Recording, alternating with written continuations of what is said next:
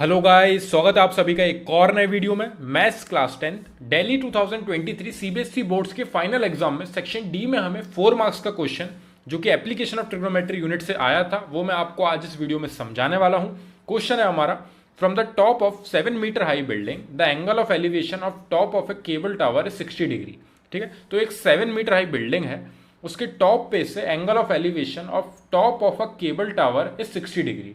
एक cable tower है जिसके टॉप को अगर हम देख रहे हैं तो एंगल ऑफ एलिवेशन 60 डिग्री बन रहा है and the angle of depression of its foot is 30 degree. और उसी बिल्डिंग से अगर हम उस केबल टावर के फुट को देख रहे हैं तो एंगल ऑफ डिप्रेशन बन रहा है 30 डिग्री। डिटरमाइन क्या करना है हमें? The height of the tower. तो टावर की हाइट हमें फाइंड करनी है।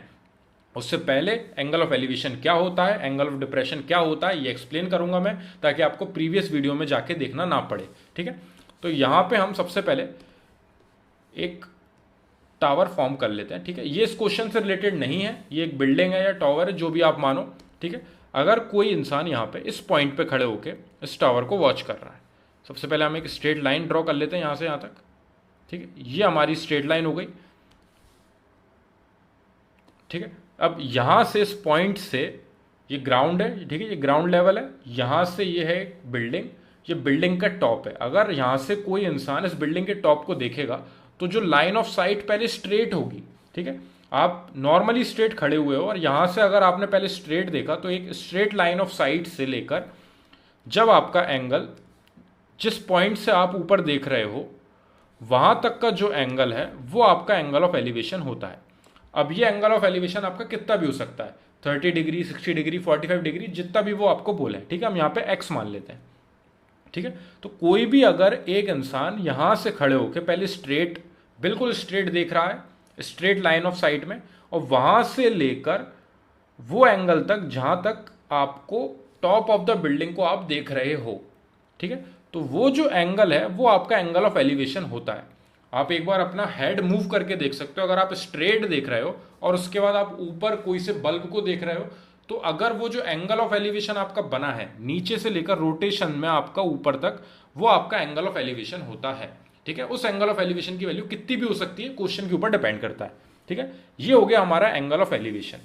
अब यहां पे मैं ये थोड़ी सी चीज रब कर देता हूं, एक सेकेंड। तो यहां पे हम ये x हटा देते हैं। अब देखिए एंगल ऑफ डिप्रेशन क्या होता है।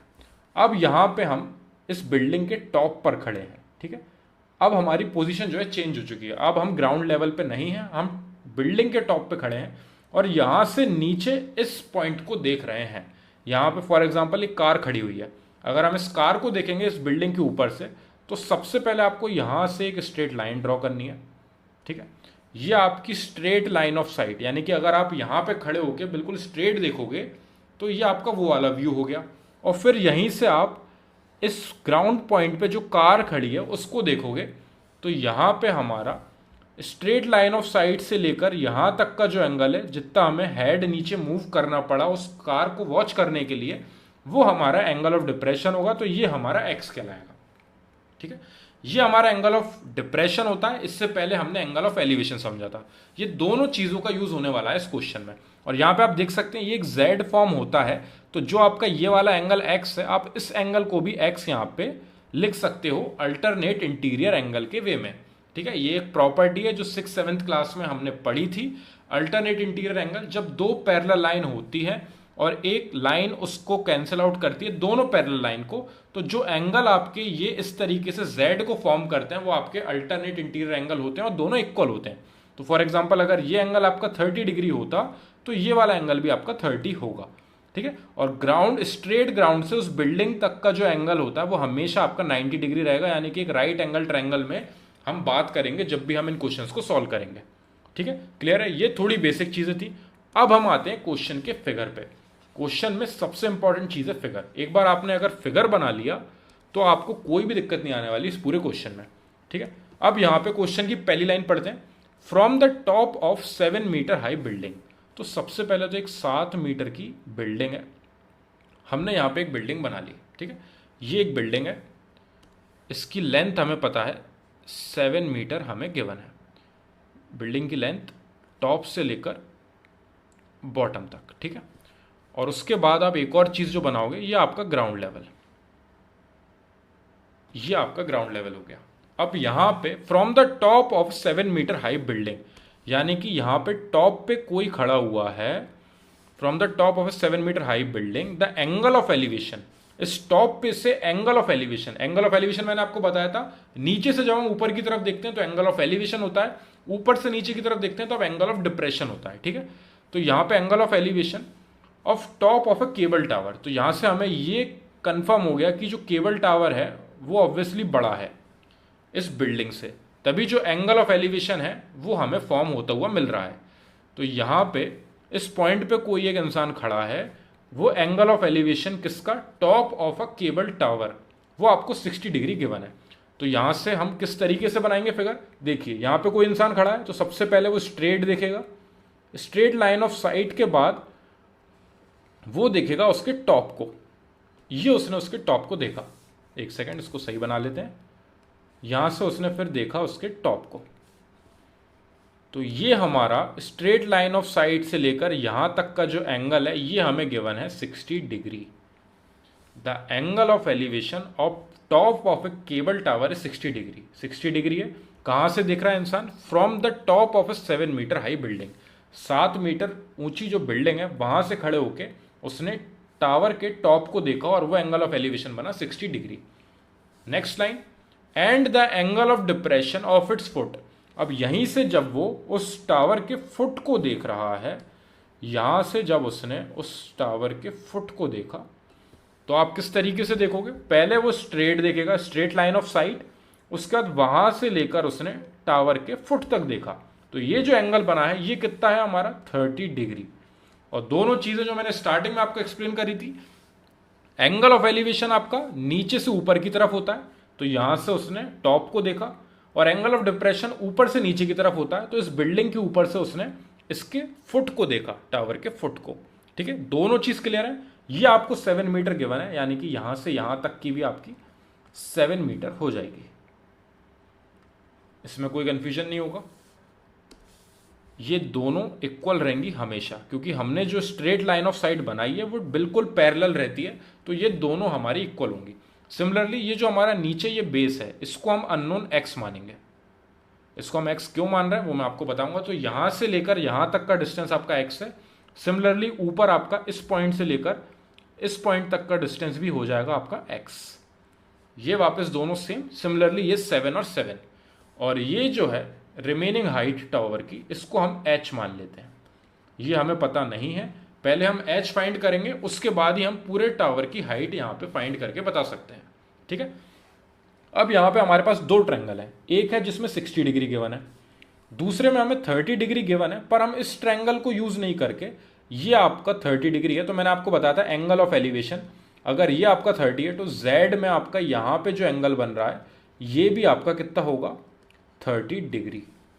तो आप एक बार नीचे का ये वाला ट्रायंगल लोगे और सेकंड आप ऊपर का ये वाला ट्रायंगल लोगे, दोनों ट्रायंगल में हम tan 30 और tan 60 की वैल्यू फाइंड करेंगे। ठीक है, आगे बढ़ते हैं हम यहाँ पे सॉल्यूशन में हम स्टार्ट करेंगे। देखिए सॉल्यूशन में आपको ये फिगर भी बनाना है, इसके भी नंबर मिलेंगे, और अगर आप फिगर नहीं बना पाओगे तो आप क्वेश्चन सॉल्व भी नहीं कर सकते, पूरा गेम आपका यहाँ पे फिगर का है। ठीक है, एक बार फिगर बन गया उसके बाद हमें दोनों ट्रायंगल उठाने हैं। फर्स्ट हम लेते हैं ये 30 डिग्री वाला ट्रायंगल, इसमें हम tan 30 क्यों लगा रहे हैं, एंगल हमें 30 गिवन है, हम साइन लगा सकते हैं, कॉस लगा सकते हैं, कॉट लगा सकते हैं, सेक लगा सकते हैं, हमें जो भी आपको ट्रिग्नोमेट्रिक रेशियो हम किसी का भी यूज कर सकते हैं, लेकिन यहाँ पे हमने tan ही क्यों यूज किया है, क्योंकि tan में हमारा परपेंडिकुलर अपॉन बेस होता है रेशो। ठीक है, ट्रिग्नोमेट्रिक जो रेशो होता है वो परपेंडिकुलर अपॉन बेस होता है। देखिए ये आपका 90 डिग्री एंगल है, 90 डिग्री के जो अपोजिट होता है वो आपका हाइपोटेनियस होता है, तो ये आपका हाइपोटेनियस है, ये जो बड़ी लाइन है ये आपकी हाइपोटेनियस है। अब यहाँ पे इस हाइपोटेनियस का कोई भी यूज नहीं है, यहाँ पे हमें ये 7 मीटर पता है, हमें क्या फाइंड करना है, ये h की वैल्यू, h यानी कि ये एंगल के सामने जो आपका साइड होता है वो आपका परपेंडिकुलर होता है और नीचे वाला आपका बेस होता है। तो यहाँ पे ये बेस है, ये परपेंडिकुलर है, अगर हम परपेंडिकुलर अपॉन बेस लगाएंगे यानी कि यहाँ पे जब हम tan 60 लगाएंगे तो tan 60 होगा हमारा परपेंडिकुलर अपॉन बेस, जिसमें परपेंडिकुलर की जगह पे हम हाइट लिख देंगे और बेस की जगह पे हमारा x है, और tan 60 की वैल्यू हमें √3 पता है, जिसको ये वैल्यू नहीं पता है, ट्रिग्नोमेट्रिक टेबल मैंने पूरी फॉर्म करी स्पेसिफिक एंगल्स की, वो मैंने बनाने की एक ट्रिक बताई है, तो आप वहां से जाके उस ट्रिक को सीखिए और tan 60 की वैल्यू फाइंड करना देखिए। ठीक है, तो यहाँ पे tan 60 की वैल्यू √3 होती है, इज इक्वल टू h/x। अगर हम इस x को फाइंड कर लें और यहाँ पे लाके वैल्यू रख दें तो हमारा h निकल आएगा। इसलिए हमें यहाँ पे परपेंडिकुलर अपॉन बेस लेके चलना है, इसलिए हमें tan 60 और tan 30 यूज करना पड़ेगा। हम कोई और एंगल यूज करते, कोई और रेशियो यूज करते, जैसे कि हम साइन यूज करते तो हमारा परपेंडिकुलर अपॉन हाइपोटेनियस आता, और हाइपोटेनियस की वैल्यू फाइंड करने से यहाँ पे कोई मतलब नहीं है, क्योंकि हमें x तो निकालना ही पड़ेगा इस h को फाइंड करने के लिए। ठीक है, तो हम क्वेश्चन में आगे बढ़ते हैं। पहले हम tan 30 से स्टार्ट करेंगे। ये मैंने आपको इसलिए बताया ताकि आपको पता रहे कि आप tan 30 और tan 60 क्यों यूज कर रहे हो। tan 30 आपका परपेंडिकुलर अपॉन बेस, ठीक है, ये रेशियो होता है 10 का। यहां पे आपको एंगल पता है tan 30 की वैल्यू होती है 1/√3। ये वैल्यू जिसको नहीं पता है एक बार टेबल बनाना देखिए आप, जिसको याद है उसके लिए तो कोई दिक्कत ही नहीं है। परपेंडिकुलर की वैल्यू, परपेंडिकुलर यहाँ पे ये 30 डिग्री है, इस 30 डिग्री के सामने वाला परपेंडिकुलर होता है। जैसे मैंने यहाँ पे बताया था 60 के सामने आपका h परपेंडिकुलर है, तो इस एंगल के सामने जो है वो आपका परपेंडिकुलर होगा, यानी कि 7 आएगा यहाँ पे। अपॉन बेस कितना है, बेस है आपका x। देखिए हाइपोटेनियस परपेंडिकुलर बेस तीन ही साइड होती हैं, 90 के सामने वाला हाइपोटेनियस, जो आपको एंगल गिवन है उसके सामने वाला परपेंडिकुलर, और रिमेनिंग साइड आपकी क्या हो जाएगी, बेस। तो यहां पे हम क्रॉस मल्टीप्लाई कर देंगे तो x वहां पे 1 के पास जाएगा मल्टीप्लाई में, तो x ही रहेगा, x का जवाब 1 में मल्टीप्लाई करोगे, और 7 के पास यहाँ पे √3 आ जाएगा मल्टीप्लाई में, तो यहाँ पे हो जाएगा ये 7√3। तो आपकी x की वैल्यू आ रही है यहाँ से 7√3। ठीक है, अब हम वापस दूसरा जो हमारा ट्रायंगल है, यहाँ पे आप मेंशन कर सकते, देखो यहाँ पे हम इनको मेंशन कर देते हैं ABCD तो वहां पे आप इस तरीके से लिख देना, इन ट्रायंगल ABC। जब हम ABC ट्रायंगल को यूज कर रहे हैं तो हमने tan 30 का यूज किया है, परपेंडिकुलर अपॉन बेस, परपेंडिकुलर 7 है, बेस x है, x के लिए हमने यहां से फाइंड कर ली। अब यहां पे हम नीचे क्या लिखेंगे, नाउ इन ट्रायंगल CDE। इस ट्रायंगल में हमारा tan 60 का यूज करेंगे हम। tan 60 इज इक्वल्स टू, वापिस परपेंडिकुलर अपॉन बेस होगा, पर इस बार आपका परपेंडिकुलर चेंज हो जाएगा। पहले आपका परपेंडिकुलर 30 के सामने 7 था, इस बार 60 डिग्री के सामने आपका परपेंडिकुलर हो जाएगा h, और tan 60 की वैल्यू होती है हमारी √3। √3 is equals to h upon base की जगह पे हमारा क्या आएगा, x। यहां पे भी बेस हमारा x है, जो हमारी CE वाली साइड है वो हमारी हाइपोटेनियस है, एंगल के सामने वाला परपेंडिकुलर, और रिमेनिंग साइड हमारी बेस होगी, और बेस आपका x है, क्योंकि यहां से यहां तक की लेंथ आपकी x थी, तो सिमिलरली C से लेकर D तक की जो लेंथ होगी वो भी आपकी x होगी। ठीक है, तो यहां पे √3 इज इक्वल टू h/x। देखो वैल्यूज याद होना जरूरी है। यहाँ पे अगर आप tan 60 की वैल्यू ना लिख पाओ, और अगर आप यहाँ पे tan 30 की वैल्यू ना लिख पाओ, तो आप क्वेश्चन में आगे नहीं बढ़ सकते हो, तो इसलिए वो वैल्यूज भी बहुत इंपॉर्टेंट है। इसलिए उस यूनिट को पढ़ाने के बाद नेक्स्ट यूनिट हमारी यहाँ से स्टार्ट होती है। जिसने ट्रिग्नोमेट्री की पहली यूनिट में आपने बेसिक चीजें नहीं पढ़ी हैं, वो यहाँ पे इन चीजों को नहीं पुट कर सकता है। ठीक है, तो यहाँ पे √3 के पास हमने पहुंचा दिया x को मल्टीप्लाई में, और इक्वल्स टू में आपका h बचा हुआ है, वही h की वैल्यू फाइंड करनी थी हमें। अब x आप यहाँ पे फाइंड कर चुके थे, कितना आया था 7√3। उस 7√3 x की वैल्यू को ले जाके आप यहाँ पे रख दीजिए, यानी कि √3 का मल्टीप्लाई हो जाएगा 7√3 में, इज इक्वल्स टू h। ठीक है, तो यहाँ पे आ जाएगा हमारा 7 मल्टीप्लाई बाय √3 इंटू √3। √3 और √3 मल्टीप्लाई होंगे, यानी कि यहाँ पे हमें मिल रहा है 7 इंटू √3 का स्क्वायर। आपको इतनी स्टेप लिखने की जरूरत नहीं है, मैं बस आपको एक्सप्लेन कर रहा हूँ कि किस तरीके से यहाँ पे हमें 7 इंटू 3 मिल गया है। ठीक है, आप चाहते तो यहाँ पे √3 और √3 को अगली स्टेप में 3 के टर्म्स में लिख सकते थे, क्योंकि दोनों का मल्टीप्लाई होने के बाद आपको 3 मिलेगा, और 7 3 होगा आपका 21 आ जाएगी आपकी h। सबसे बड़ी गलती जो लोग करते हैं, जैसे ही आपका h21 आपको मिलेगा, आप सोचोगे आपका आंसर आ गया और आप यहीं पे छोड़ दोगे, जो कि सबसे बड़ी गलती हो, क्योंकि उन्होंने बोला था height of the tower find करना है आपको करना है height of the tower find. ठीक है, अब ये आपसे पूछा गया है और आपने अभी क्या निकाला है, आपने सिर्फ एच निकाला है। पूरी टावर की हाइट आपकी ई से लेकर बी तक है, यानी कि आपको h प्लस 7 फाइंड करना था। तो हाइट ऑफ द टावर है आपकी h प्लस 7, यानी कि आपकी हाइट कितनी हो जाएगी, h की वैल्यू आपने कितनी फाइंड करी है 21 प्लस 7, और आप इसमें ऐड करोगे तो 28 मीटर्स आपकी हो जाएगी height of the cable tower. यहां पे हमारा क्वेश्चन कंप्लीट होता है टोटली। ठीक है, इस क्वेश्चन तक पहुंचने के लिए हमें दो चीज जो सबसे पहले पता होनी जरूरी है, एंगल ऑफ एलिवेशन क्या होता है और एंगल ऑफ डिप्रेशन क्या होता है। जब हम ऊपर की साइड देखते हैं तो हमारा एंगल ऑफ एलिवेशन होता है, जब हम किसी पॉइंट से नीचे की साइड देखते हैं तो हमारा एंगल ऑफ डिप्रेशन होता है। ठीक है, दोनों चीज अगर आपको पता है, उसके बाद आपके ट्रिग्नोमेट्रिक रेशियोज होते हैं। आपको किस ट्रिग्नोमेट्रिक रेशियो का यूज करना है वो आपको पता चलेगा, आपको फाइंड क्या करना है उसके बेसिस पे।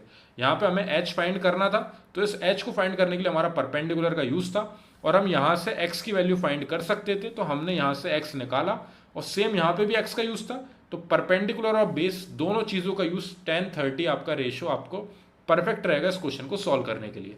तो यहाँ पे आपने 1030 और 1060 में वैल्यूज पुट करी। 1030 की वैल्यू होती है 1/√3, जिसको पुट करने के बाद आपकी x की वैल्यू आ गई 7√3।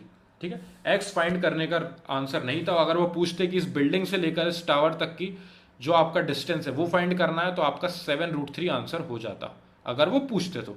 लेकिन उन्होंने यहाँ पे हाइट ऑफ द टावर पूछी है, तो यहाँ पे आपको आगे बढ़ना पड़ेगा, h फाइंड करना पड़ेगा। तो आपने यहाँ पे 1060 लगाओगे, 1060 is equal to perpendicular upon base, यानी कि h अपॉन x। तो यहाँ पे 1060 की वैल्यू आपकी √3 होती है। √3 का मल्टीप्लाई x में इज इक्वल टू h, या x को आप उधर ले जाओगे वहां पे मल्टीप्लाई में पहुंचेगा। x की वैल्यू आपने ऊपर फाइंड करी थी उस वाले ट्रायंगल से, जो कि आपको मिली थी 7√3, वो लाके आप यहाँ पे सब्स्टिट्यूट करोगे। 7√3 ऐसी वैल्यू पुट करी, √3 और √3 मल्टीप्लाई होकर आपको देंगे 3, और 7 का 3 में मल्टीप्लाई आपको मिलेगा 21। तो h आपका 21 आ चुका है। यहां तक भी आपका क्वेश्चन कंप्लीट नहीं होता, आपसे हाइट ऑफ द टावर पूछा था।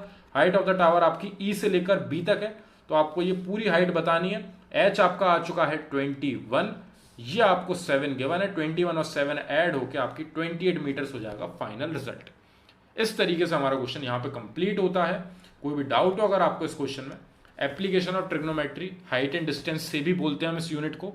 इसमें ये फिगर्स का ही पूरा गेम है। एक बार अगर आपने फिगर बना लिया तो आप दो ट्रायंगल का यूज करके, या फिर कभी कभी सिंगल ट्रायंगल का यूज होता है, और आप जो भी आपसे पूछा गया है, हाइट पूछी गई है या फिर आपको बेस का जो भी डिस्टेंस है वो फाइंड करना है, वो आप आसानी से निकाल लेते हो एक बार आपने फिगर फॉर्म कर लिया है तो। कोई भी डाउट हो तो आप मेरे को कमेंट सेक्शन में डिस्क्राइब करना। इस यूनिट में अगर कोई और डाउट मिल रहा है आपको तो वो भी आप मेरे को मेंशन कर सकते हो, ताकि मैं उनको पहले सॉल्व करूं और फिर हम नेक्स्ट क्वेश्चन पे बढ़ सकें।